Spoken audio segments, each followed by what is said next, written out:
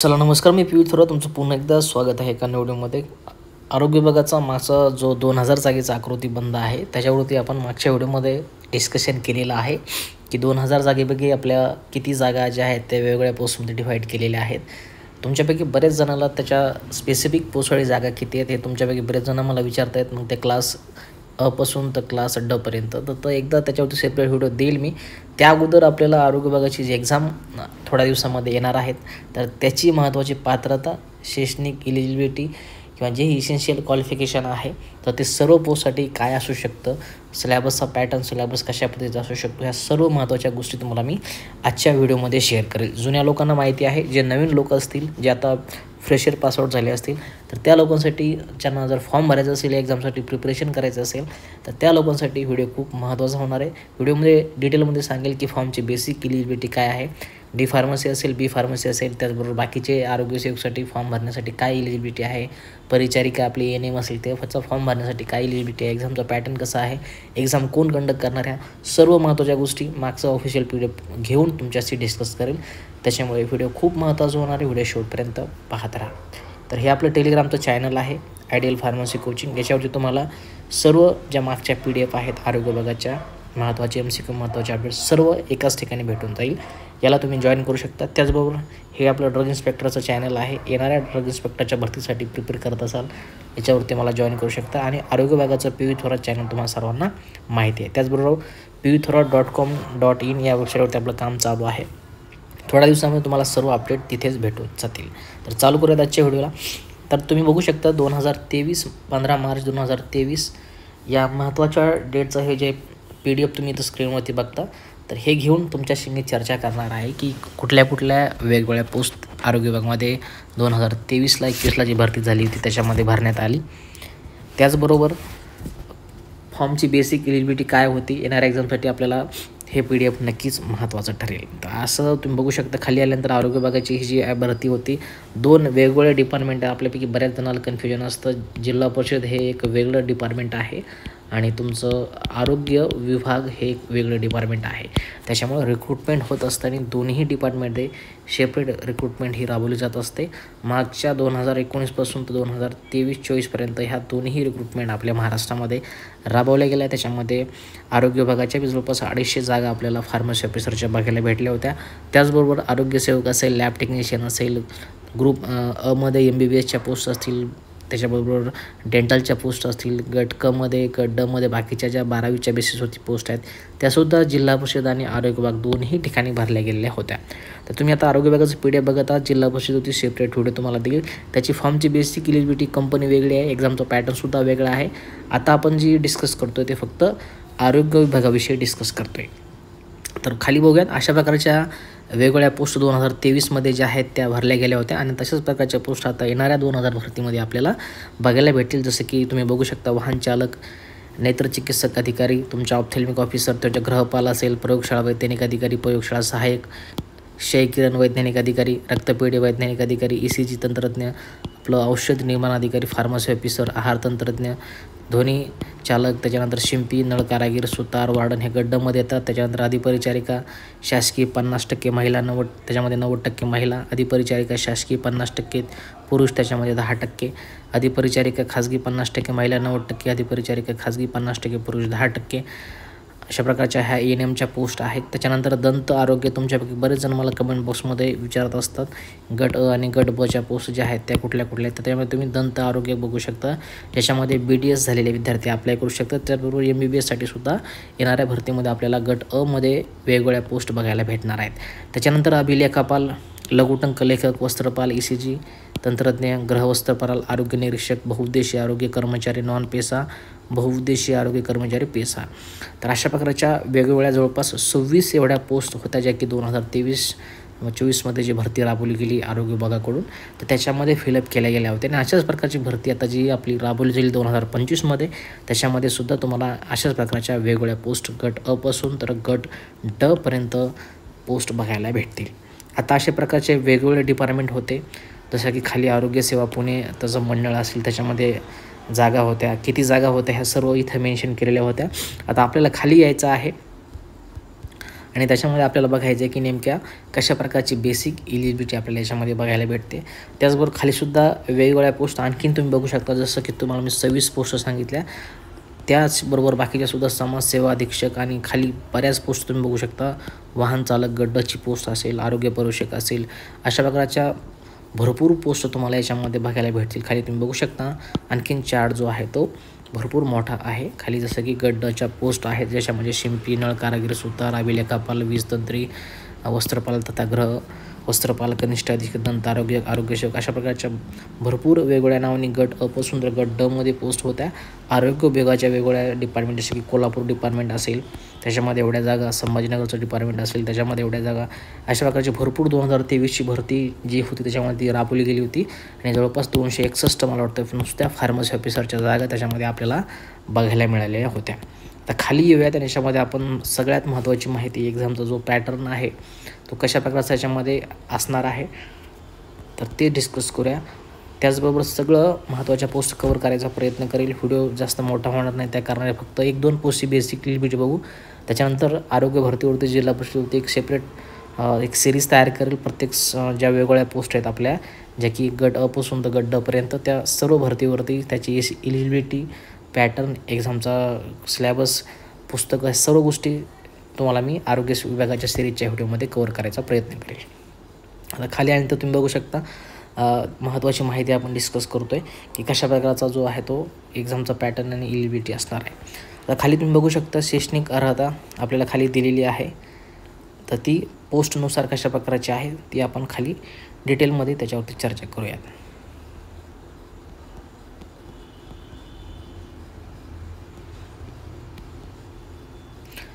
ते बघण्याच्या अगोदर पात्रता आणि जी वयोमर्यादा आहे 2023मध्ये, तर अशाच प्रकारची सेम वयोमर्यादा आपल्याला बघायला भेटेल, ज्याच्यामध्ये कमीत कमी तुमचं वय हे 18 वर्ष असणं गरजेचं आहे. त्याच्यामध्ये मॅक्झिमम वयाचा जर विचार केला तर अनरिझर्व्ह कॅटेगरीसाठी म्हणजे ओपनसाठी 40 वर्ष तुम्ही बघू शकता. जे मागासवर्गीय विद्यार्थी आहेत, आर्थिकदृष्ट्या दुर्बल आणि घटक त्याचबरोबर अनाथ, त्याच्यासाठी 45 वर्षाची मॅक्झिमम एज लिमिट आपल्याला बघायला मिळेल. त्याचबरोबर प्रावीण्यप्राप्त खेळाडूसाठी 45 वर्ष हायर लिमिट आहे. फिजिकली चॅलेंज अंशकालीन कर्मचारी 57 वर्ष, प्रकल्पग्रस्त, भूकंपग्रस्त किंवा फिजिकली चॅलेंजसाठी जवळपास 47 वर्षाची हायर लिमिट आहे. माजी सैनिक असाल तर त्याच्यासुद्धा जो सैनिक दलातील सेवेचा कालावधी अधिक 3 वर्ष तुम्हाला त्याच्यामध्ये वाढून मिळेल. आणि दिव्यांग माजी जर तुम्ही सैनिक असाल तर त्याच्यामध्ये तुम्हाला 47 वर्षाची एज लिमिट बघायला मिळते. थोडक्यात सांगायचं झालं तर ओपनसाठी 18 ते 40 वर्षापर्यंत तुम्ही या पोस्टसाठी अप्लाय करू शकता.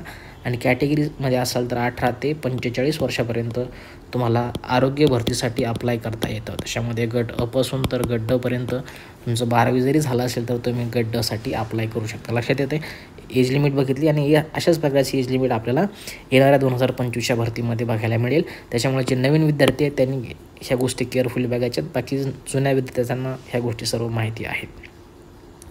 त्याच्यानंतर एक्झामचं जे स्वरूप आहे आपल्यासाठी ते महत्त्वाचं आहे, तर ते बघूयात. आता जे जुने जी आर आहेत त्याच्यानुसार 2023च्या जे महत्त्वाचे जी आर आले होते त्याच्यानुसार एक्झामचं स्वरूप दिले, ज्याच्यामध्ये आपल्याला इथं मेन्शन केलेलं आहे की गट क पदाकरिता 100 प्रश्न असलेली 200 गुणाची तुमची ऑनलाईन परीक्षा जी आहे ती कंडक्ट करण्यात येत आहे. म्हणजे गट कच्या ज्या एक्झाम आहेत त्याच्याबद्दल, विशेषतः ग्रुप सी बद्दल इथं मेन्शन केलेलं आहे की 100 प्रश्न असतील, एका प्रश्नाला 2 गुण, असे जवळपास 200 गुणाची तुमची परीक्षा राबवली जाईल. सदर परीक्षेच्या प्रश्नपत्रिका एकूण 100 प्रश्नाची वस्तुनिष्ठ बहुपर्यायी स्वरूपाच्या असतील. प्रश्नपत्रिकेतील प्रत्येक प्रश्नास 2 गुण ठेवण्यात येतील. सांगितल्याप्रमाणे 100 प्रश्न, एका प्रश्नाला 2 गुण, अशी 200 गुणाची तुमची परीक्षा आहे. विभागाशी निगडीत तांत्रिक व्यावसायिक संवर्गातील पदासाठी 80% गुण हे पदाशी निगडीत तांत्रिक शैक्षणिक अर्हतेशी संबंधित असतील. आणि उर्वरित 20% गुण हे मराठी, इंग्रजी, सामान्य ज्ञान व गणित यांच्याशी निगडीत असतील.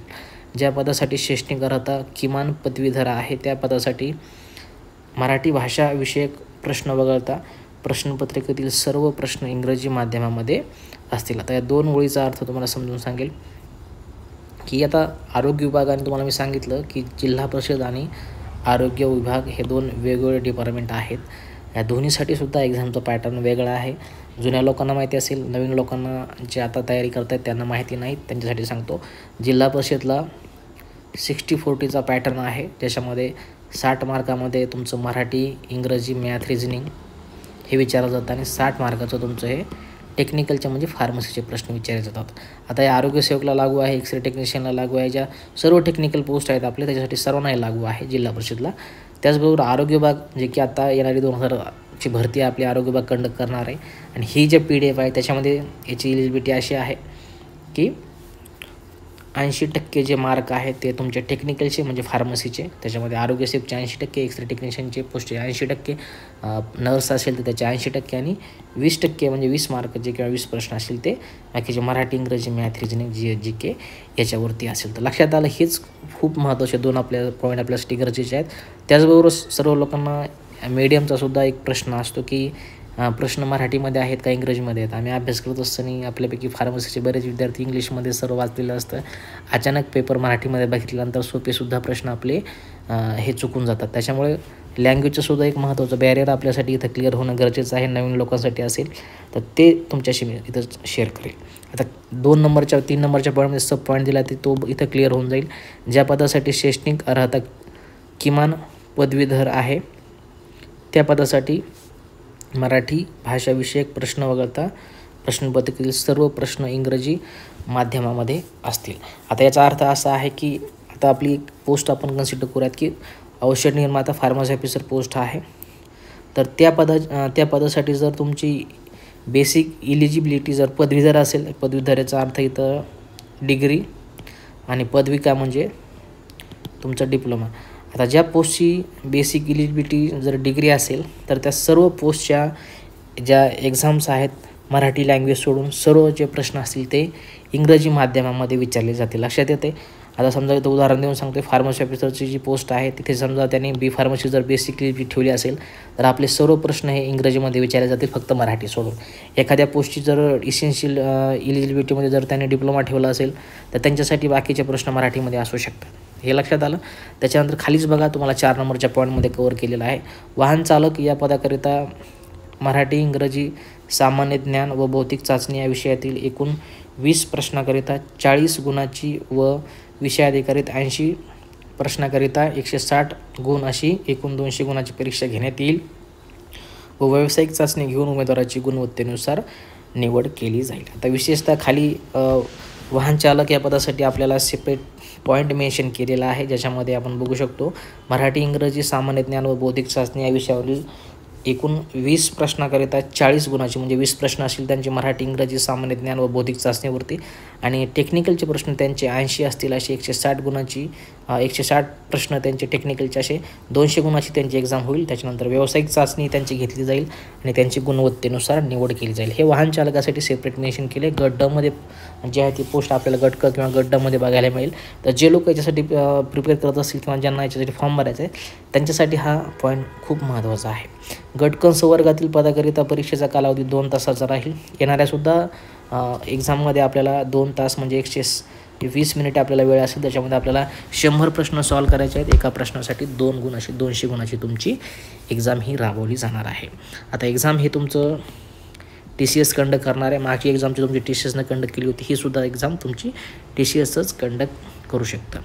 लक्षात येते. अशा प्रकारचे हे महत्त्वाचे एक्झामची महत्त्वाची अपडेट होती. बाकीच्या ह्या परीक्षा शुल्कावर ह्या गोष्टी आपल्यासाठी सध्या तरी महत्त्वाच्या नाही आहेत. एक्झामची जी साईट आहे इथं मेन्शन केलेली आहे. जेव्हा ॲप्लिकेशन ओपन होतील तेव्हा आपल्याला ते TCSच्या फॉर्म जर एक्झाम TCSनं कंडक्ट केली तर तुम्हाला त्या ऑफिशियल साईटवरती जाऊन पुढच्या गोष्टी ज्या आहेत त्या तिथून कंटिन्यू करावं लागतील. आता खाली आल्यानंतर एज्युकेशन क्वालिफिकेशन शैक्षणिक अर्हता काय काय असू शकते येणाऱ्या आरोग्य विभागाच्या भरतीमध्ये, तर ते आपण कवर करूयात. आता इथे भरपूर पोस्ट आहेत. मी सांगितल्याप्रमाणे याच्यावरती एक सिरीज देऊन तुम्हाला बाकीच्या सगळ्या गोष्टी कवर करेल, ज्याच्यामध्ये गट अ पासून तर गट ड पर्यंत सर्व पदाची शैक्षणिक अर्हता सांगेल, सिलेबस सांगेल, एक्झामचा पॅटर्न सांगेल, पुस्तकं, सर्व महत्त्वाची गोष्टी सांगेल. या व्हिडिओमध्ये भरपूर व्हिडिओ मोठा होईल, त्याच्या कारणे 2-3 पोस्टचा आपण ज्या गोष्टी आहेत त्या इसेन्शियल एलिजिबिलिटी कवर करूयात. ज्याच्यामध्ये पहिल्यांदा आपण औषध निर्माण अधिकारी या पोस्टविषयी डिस्कशन करूयात. फार्मसी ऑफिसरसाठी शैक्षणिक अर्हता काय असू शकते किंवा मागच्या एक्झामची बेसिक एलिजिबिलिटी काय होते.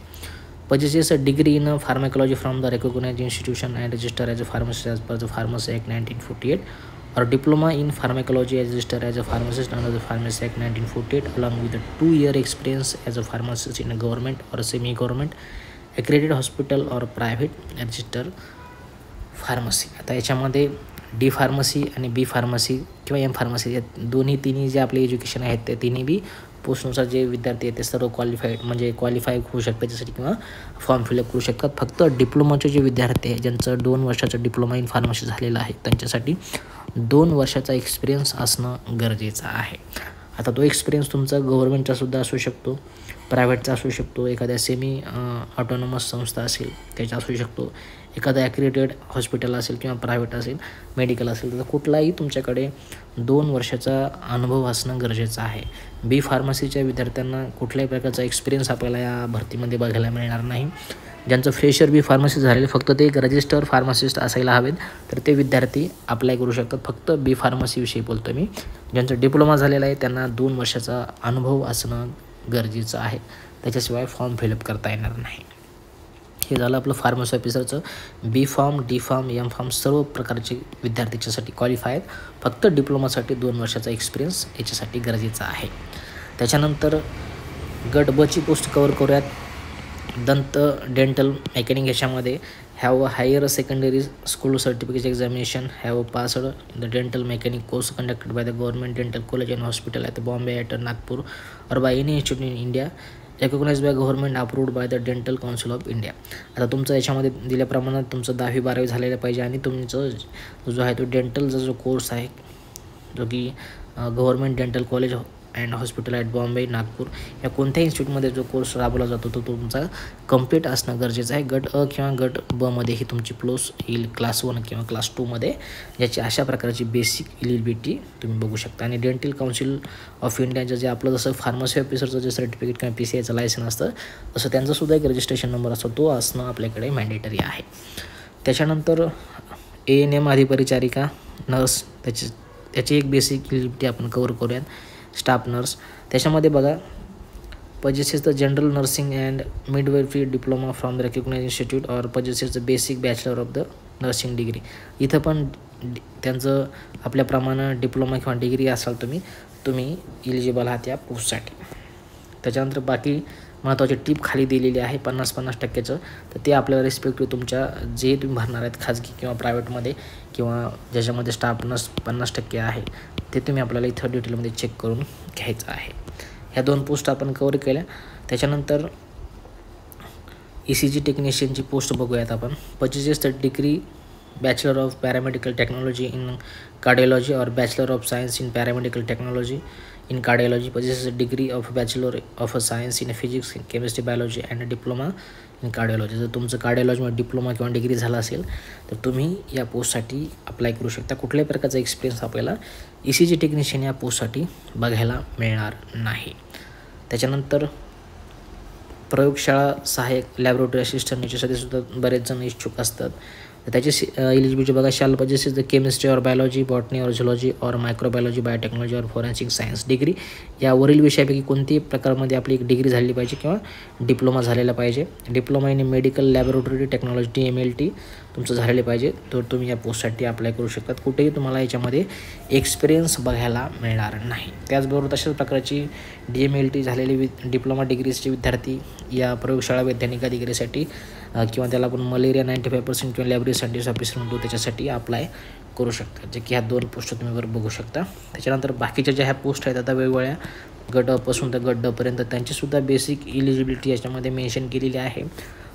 गट अच्या पोस्ट असतील, गट डच्या असतील, technician HMER, junior technical assistant या सर्व पोस्ट 1 बाय 1 मी तुम्हाला नेक्स्ट व्हिडिओमध्ये याचा सिलेबस, एक्झामचा पॅटर्न, एलिजिबिलिटी, पुस्तकं सर्व गोष्टी नेक्स्ट व्हिडिओमध्ये शेअर करायचा प्रयत्न करेल.